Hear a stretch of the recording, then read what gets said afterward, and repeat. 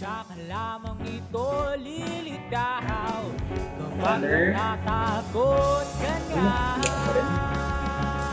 Si Joyce! Sander! Si Joyce!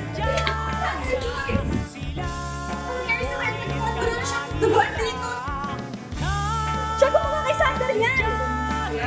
Nasisira ka na ba ng baong Agnes?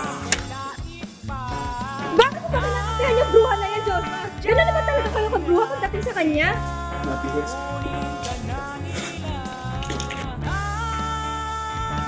Medyo sa akin yung camera. Dahil nga, adjust ko lang.